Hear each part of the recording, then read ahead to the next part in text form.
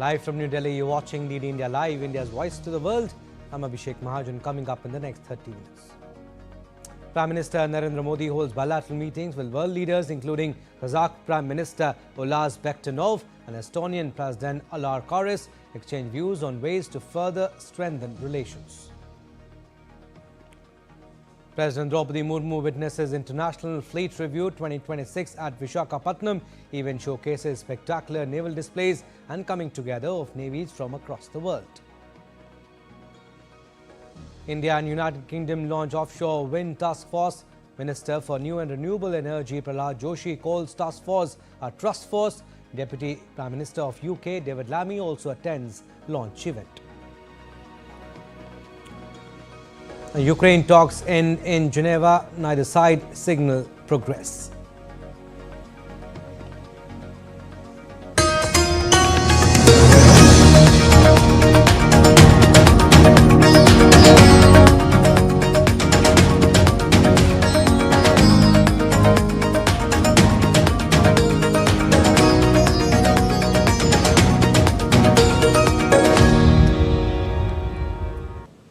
From distant horizons to India's eastern coast, the world's navies converge in Visakhapatnam today for Maritime Convergence 2026. President Draupadi Murmu, as the Supreme Commander of the Armed Forces, reviewed the International Fleet Review 2026 at Visakhapatnam on Wednesday. 19 warships from 18 friendly foreign countries participated in this event. Aircraft carrier INS Vikrant along with 3 submarines INS Shankul, INS Sindhukirti and INS Sindhukesri also participated in the event.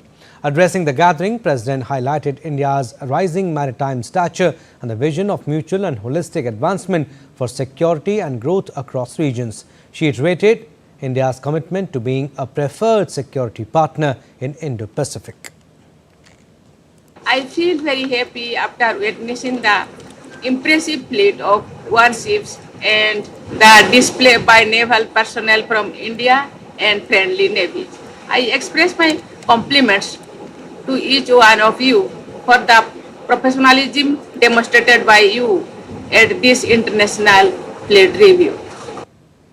Fleet Review also takes forward India's vision of Mahasagar, which stands for mutual and historic advancement of security and growth across regions. India's approach to international relations, including the maritime domain, is guided by our ethos of Vasudhaiva Kutumbakam, or the world is one family. This approach reflects the wisdom that global security and growth, sustainability and stability are built through partnerships. This spirit of partnership is the bedrock of an enduring global order. The International Fleet Review and Milan being held in Visakhapatnam is an excellent stage to showcase India's naval prowess. More than 70 countries are participating in these events. Our correspondent Vishal Barrister talks with Captain Vivek Madhwal, PRO, Indian Navy. This is the third International Fleet Review, the first two being held in 2001 in Mumbai and 2016 in Visakhapatnam. This one here in 2026 has increased quite majorly as far as participation of ships are concerned, as well as a large amount of delegations from our partner countries which have been there. As far as participation of ships are concerned, we have had more than 70 platforms, out of which 19 platforms from 18 countries have participated in this fleet review. Scale as far as India is concerned, from INS Vikrant, the indigenous aircraft carrier, to our indigenous destroyers and frigates, as well as various other indigenously designed and constructed ships, including the ASW shallow watercraft, the survey vessel large, the diving support vessel, as well as participation of the Coast Guard ships as well as Shipping Corporation of India that has taken place. Now, talking about Milan, how important it is and what is the extent? Milan 2026, which is taking place, it is a multilateral naval exercise. It aims to bring together stakeholders with respect to maritime interest, both in harbour as well as ashore. We have delegations from more than 70 countries which are participating. They would, over a period of almost a week in harbour, and engage in professional as well as social interaction. India is all set to showcase the world that Indian Navy is self-reliant, and India is all about the international maritime security, because India believes that world is a family. With cameraman Ramakant Sharma in Visakhapatnam, this is Vishal Baristo for DD India. Prime Minister Modi also held a bilateral discussion with Prime Minister of Kazakhstan Ulas Bektinov on Wednesday in New Delhi on the sidelines of India AI Impact Summit. The leaders discussed ways to strengthen strategic partnership and deepen bilateral cooperation in all sectors, including trade, defense and security, emerging technologies and people-to-people ties.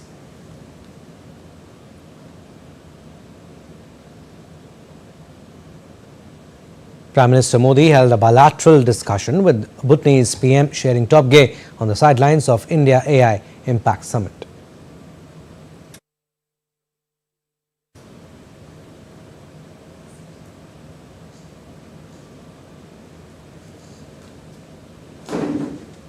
And Prime Minister Modi met with Estonian President Alar Karis for bilateral talks in New Delhi on the sidelines of India AI Impact Summit.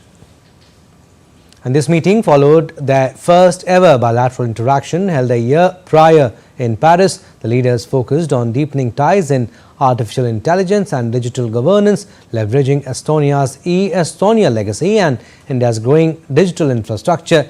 Discussions included expanding cooperation in IT, cybersecurity, trade and investment and innovation.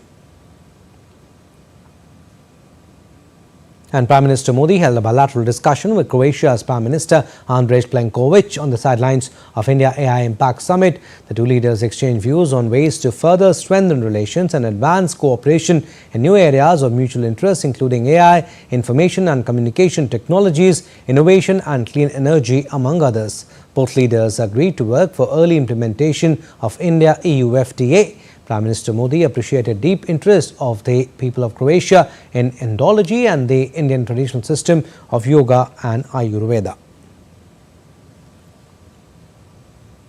Meanwhile, heads of state who have arrived for India AI Impact Summit in New Delhi are holding bilateral meeting with Prime Minister Modi at Hyderabad House. First one being the Spanish President, who held talks with Prime Minister Modi. Both leaders discussed a wide range of issues aimed at deepening India-Spain partnership, including trade and economy, digital innovation, health, climate action and education, among others. PM Modi conveyed his appreciation for Spain's consistent support for strong India-EU relations. The visit of President Pedro Sanchez will add further impetus to the ongoing celebrations of India-Spain dual year of culture, tourism and AI.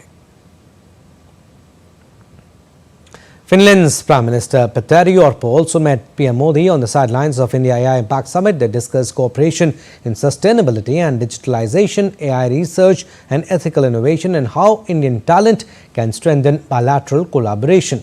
Prime Minister commended Finland's efforts as an emerging innovation player in AI. The two leaders reaffirmed their commitment to advancing responsible, talent-driven AI and harnessing tech-enabled solutions for a sustainable future. Also, President of Serbia Alexander Vučić also met Prime Minister Modi. Writing to an English daily, Serbian President has stated that AI Summit places India at the center of the global discourse, animated by Prime Minister Modi's ambition to democratize access to the benefits of new technology. The summit seeks to ensure that AI is not the preserve of a privileged few.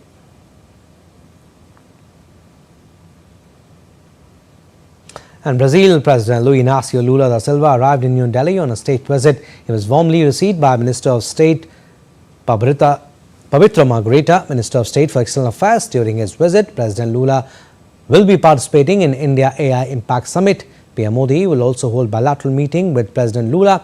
India and Brazil share a close and multifaceted relationship elevated to strategic partnership and rooted in a common global vision, shared democratic values and commitment to inclusive growth.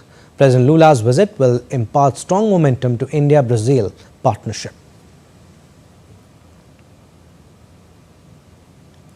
And French President Emmanuel Macron arrived in New Delhi on February 18 after concluding his engagements in Mumbai as part of his official India visit. He is on a 3-day visit to India to attend the AI Impact Summit. During his stay in the capital, President Macron is scheduled to hold high-level meetings with Prime Minister Modi and other senior Indian officials.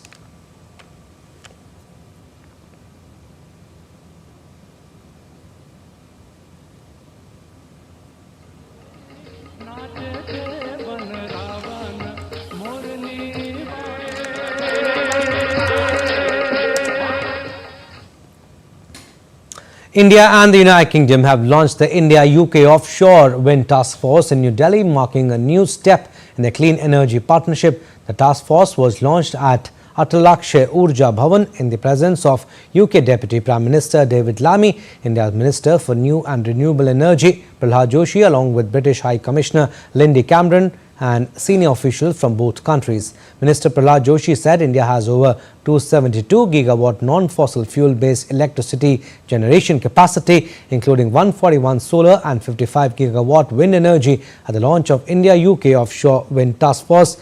British Deputy Prime Minister David Lammy congratulated India on its outstanding progress in the clean energy transition. India and United Kingdom share a deep and evolving partnership in clean energy. India's clean energy transition is about execution scale. Today, India's installed non-fossil capacity stands at over 272 gigawatt, with the solar at the more than 141 gigawatt and wind at 55 gigawatt. In the ongoing financial year, we added more than 35 gigawatt of solar and 4.61 gigawatt of wind capacity. Also, last year, India achieved 50% of its cumulative installed power capacity from non-fossil sources, 5 years ahead of our nationally determined contribution commitment. I commend India for its outstanding progress, particularly surpassing the milestone, as has been outlined, of achieving 50% of installed electricity capacity from non-fossil sources, 5 years ahead of its 2030 target, clearly now leading much of the global community. And Minister of Commerce and Industry Piyush Goyal said India is at the forefront of building global alliances and partnerships, aligning its trade and investment priorities with the world. Minister said that Global Economic Cooperation Summit in Mumbai. Take a listen. Amidst all these difficult, uncertain times, India stands as an oasis in a desert. We stand tall as a country with strong macroeconomic fundamentals. We are the fastest growing large economy in the world. We continue to post high growth rates with abysmally low inflation. We have a robust banking system, strong foreign currency reserves. All right, still to come on this edition of DD India Live. Peru's Congress impeaches interim President Jose Jerry after 4 months in office.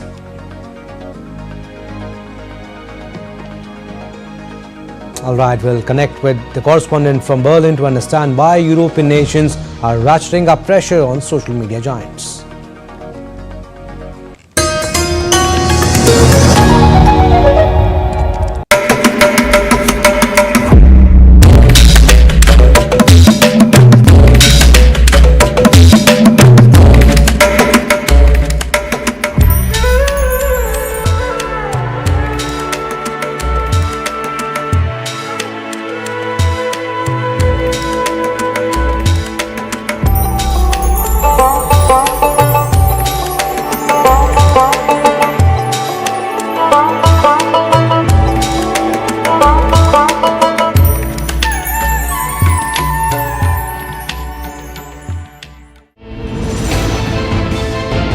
geopolitics and trade deals. Economic challenges amid development.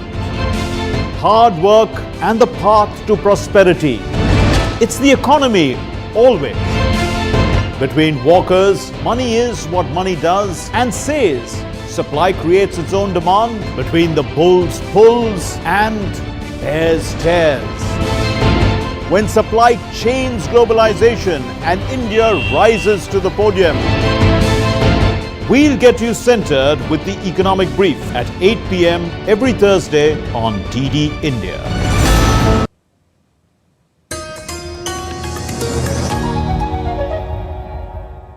Welcome back. You're watching DD India Live. I'm Abhishek Mahajan. Some more stories. Meta CEO Mark Zuckerberg is expected to be called as a witness on Wednesday in a closely watched social media addiction trial in Los Angeles. A 20-year-old woman identified as Kaylee GM in court has sued Facebook and Instagram parent company Meta Platforms and Alphabet's Google, which owns YouTube. A lawyer said that internal company documents show that these companies built machines designed to addict the brains of children. Though Meta Platforms has denied the allegations, stating that it has invested heavily in teen safety over the past years. A verdict against the tech companies could smooth the way for similar cases in state court and shake the industry's long-standing U.S. legal defense against claims of user harm as Google, Meta, TikTok and Snap face thousands of lawsuits in California. European nations are also building up the pressure on social media companies responding to a public outcry over child safety fears. Spain on Tuesday ordered prosecutors to investigate Facebook owner Meta, X and TikTok for allegedly spreading AI-generated child sexual images after a similar move in Britain. Ireland also opened a formal probe of X's AI chatbot Grok over its processing of personal data. Several European countries, including France, Spain and Greece, has in recent weeks moved to follow Australia in proposing a social media ban for adolescents amid rising concern about addiction and online abuse. And the European Union is tackling the addictive design of social media platforms in a fight specifically against TikTok, which it accuses of not adequately assessing how its features could harm users. And for more, let's cross to Thomas Sparrow, correspondent with our partners DW in Berlin. Good to have you, Thomas. What exactly is the European Union planning to do to make platforms like TikTok change its features, and how has TikTok reacted? TikTok, and I'll begin with that reaction, has obviously rejected any kind of addictive design in its algorithm, but from the European Union perspective, and specifically from the European Commission's perspective, the design that TikTok uses, and I'm not talking about the general design, but the algorithm design, is one that can clearly lead to addiction, especially among younger audiences. So it's this idea of an addictive design that is at the center of this dispute between the European Commission and TikTok. And the European Commission believes that TikTok is not doing enough, on the one hand, to make sure that the content that is published on the platform is safe for people to use and consume, but also to make sure that people can use it in a responsible way that does not lead to addiction. Some of the elements within that algorithm design that have been mentioned by the European Commission include notifications or doom scrolling, so in other words, scrolling without being able to stop, as well as other mechanisms as well. Now, these findings from the European Commission are preliminary. So what this essentially means is that now the ball, if you want, is on TikTok to then reject those opinions by the European Commission, and they will probably do so in court. But if these findings from the European Commission are indeed confirmed, and that this could take some time, then what TikTok will face is serious economic fines from the European Commission. Yes, but Thomas, we want to know from you, how big of a problem in social media addiction, for example, in Germany, where you are? You mentioned in your introduction several European countries that are focusing on the potential to ban social media specifically for teenagers, specifically for under 16. Germany is not as advanced as some of the countries. You mentioned Spain, Portugal, Greece, France, but there is a debate here in the country as to what the next moves should be from a government perspective, from a parliament perspective as well.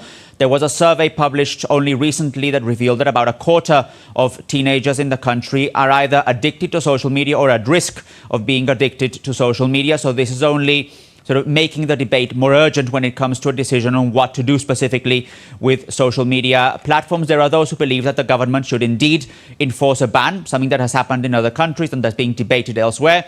But there are others that view this very critically, saying that it's not the responsibility of the government or of authorities to ban social media use, but rather of parents and more broadly also schools. So you can see that it's a wide debate. It's one that goes beyond only what the government should do and includes also what other players in society should do, whether it's parents, families, or, for example, also schools. Thomas, also the focus is not only on TikTok. European countries are also planning to include AI chatbots in digital safety laws. Can you tell us more? So AI chatbots, we're talking here about widely used tools, and you probably know ChatGPT or Gemini or Perplexity or Grok, and Grok specifically is at the center of the latest dispute at the European Union level. Grok is the AI chatbot that is embedded within the platform X, so the platform that is owned by Elon Musk, and in particular, Grok was found to have published a large amount of sexualized deepfake images some time ago, which led to a very big controversy here in Europe. And as such, there are several investigations underway. The latest is in Ireland, specifically looking at data protection when it comes to Grok. Now, you may ask, why Ireland? Why? Because Ireland is the headquarter of X in Europe. So they are leading the investigation for the European Union. There are separate investigations as well into other platforms and into other AI chatbots. The UK specifically said that it is planning to amend its laws to include all AI chatbots so that they ultimately are held responsible about the content on their platforms and also about the way that users actually interact with them. All right, Thomas, we'll leave it at that. Thank you for getting us the latest on that story. Moving on, the second day of US-mediated peace negotiations between Russia and Ukraine in Geneva was substantive and there was progress. Rustem Umerov, the Secretary of Ukraine's National Security and Defense Council, said on Wednesday. Umerov added that a number of issues were clarified, saying that Ukraine's goal remained a just and sustainable peace. Meanwhile, Russia's top negotiator said 2 days of talks with Ukraine and the United States seeking peace were difficult but business-like, adding that fresh talks would be held soon. Though Ukrainian President Volodymyr Zelensky said that Ukraine and Russia did not find agreement on the central issues of peace talks in Geneva.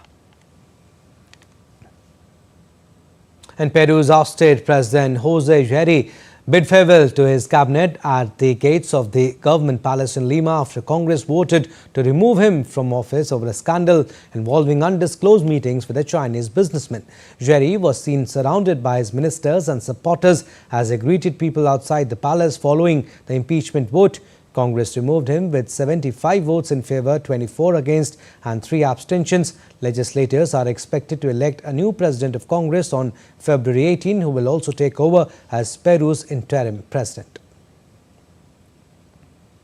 Well, that's all we have in this edition of DD India Live, but do let us know your thoughts on the news of the day. For those on the go, you can get all the latest news and updates from India and across the world on DD India mobile app. The app is available on both Android and iOS platforms. Scan the QR code on the screen to download now. And we'll be back with more news as it breaks here on DD India. I'm Abhishek Mahajan. From all of us here in Delhi, thanks for watching DD India Live.